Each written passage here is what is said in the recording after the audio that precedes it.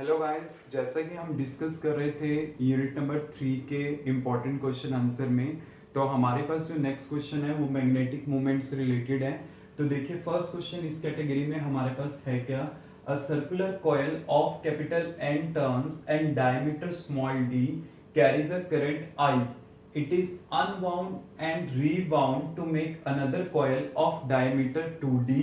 Current I remaining the same, means current I आपके पास same रहेगा। आपके पास पहले एक कॉइल है जिसमें n नंबर ऑफ टर्न्स हैं और इसका डायमीटर कितना है, स्मॉल d है, और जो करंट I है वो क्या कर रहा है, इसमें फ्लो कर रहा है। क्लियर।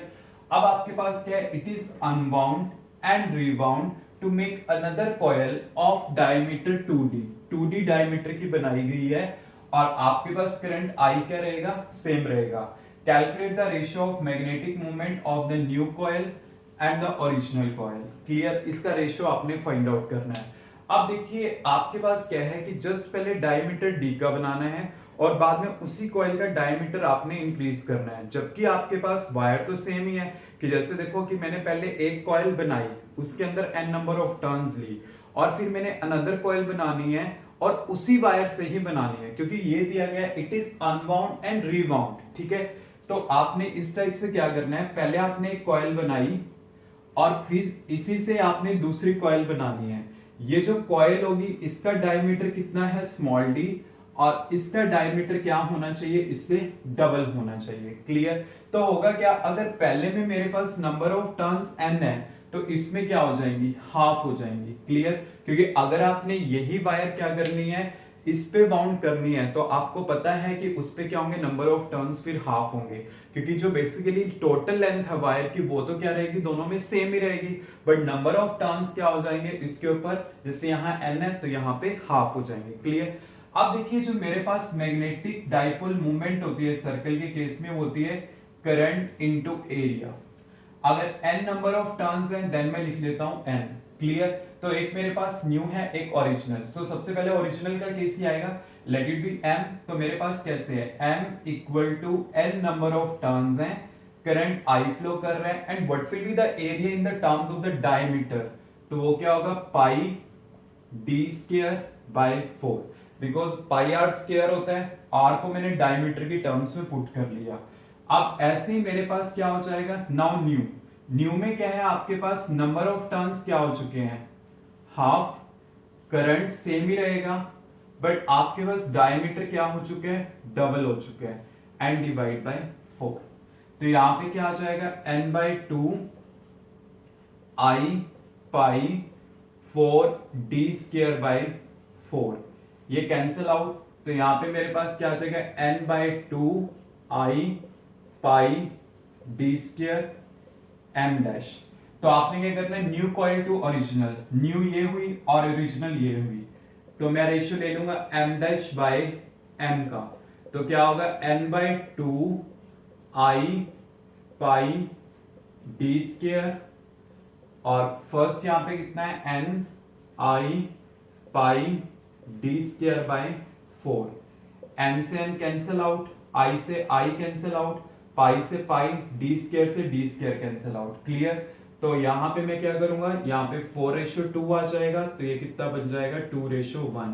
तो मेरे पास क्या आ जाएगा, यहां पे जो रेशियो आएगा मैग्नेटिक डाइपोल मूवमेंट का of the new to the original, वो मेरे पास क्या आ जाएगा, 2:1। मींस इस टाइप से आपने क्या करना है, इस क्वेश्चन को सॉल्व करना है। Clear. Now next question is, a bar magnet has magnetic movement capital M। Means एक बार मैग्नेट की आपको मैग्नेटिक मूवमेंट गिवन है capital M। It is divided into small n equal parts, will each part be a magnetic dipole. Means देखिए, dipole बनने के लिए क्या condition होती है कि उसके दो पोल्स होने चाहिए, एक नॉर्थ और एक साउथ। क्लियर। अब देखिए, जैसे मान लीजिए मेरे पास यहाँ पे एक बार मैग्नेट है, नॉर्थ एंड साउथ पोल होगा। अगर मैं इसको 2 पीसेस में कट कर देता हूं तो एक साइड साउथ और दूसरी साइड नॉर्थ क्रिएट हो जाता है। क्लियर। मींस आप इसको जितने मर्जी पीसेस में डिवाइड करिए, आपके पास क्या बन जाएंगे, वो स्मॉल डाइपोल्स बन जाएंगे। क्लियर। तो इसका मतलब क्या होता है आपके पास, कि जैसे क्वेश्चन पूछा गया, will each part be a magnetic dipole. अगर मैं इसको n नंबर पार्ट्स में डिवाइड कर देता हूं तो हर एक पार्ट की क्या होगी, अपनी एक डाइपोल मूवमेंट होगी। क्लियर। तो इसका मतलब क्या होगा, आपका आंसर क्या होगा, yes each part be a magnetic dipole, means हर एक पार्ट क्या होगा, मैग्नेटिक डाइपोल की तरह एक्ट करेगा। तो फर्स्ट जो पार्ट है इसका आंसर क्या होगा, yes. Now second part, what will be the magnetic moment of each part, तो ईच पार्ट की मैग्नेटिक मोमेंट क्या होगी वो मैंने बतानी है, क्लियर। अब जैसे देखिए आपके पास जो मैग्नेटिक डाइपोल मोमेंट होती है वो क्या होती है, अगर मैं देखता हूं small m into 2l, means एक तरह से क्या होती है, टोटल मैग्नेटिक लेंथ के प्रोपोर्शनल होती है, क्लियर। अब जैसे देखिए कि अगर आप उसे डिवाइड करते चले जाओगे तो ये जो लेंथ है वो डिक्रीज होती चली जाएगी।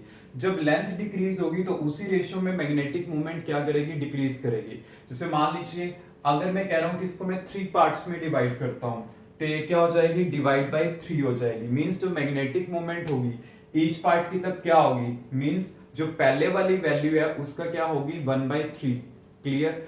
अब ऐसे अगर मान लो कि मैं इसको n पार्ट्स में डिवाइड कर दूं, जैसे मान लीजिए जो टोटल मैग्नेट है उसकी अगर पहले m है और मैंने इसको n पार्ट्स में डिवाइड कर दिया तो ईच पार्ट की मैग्नेटिक मोमेंट क्या होगी, m/n होगी। मींस इस टाइप से आप क्या कर सकते हो, इसे कैलकुलेट कर सकते हो। मींस आपने क्या चीज चेक करनी है कि अगर 2 पार्ट्स हैं तो इसकी m/2 इसकी m/2 हो जाएगी। तो अगर मैंने n पार्ट्स में उसे डिवाइड कर दिया तो हर एक पार्ट की कितनी होगी, m/n हो जाएगी, क्लियर, एनी डाउट।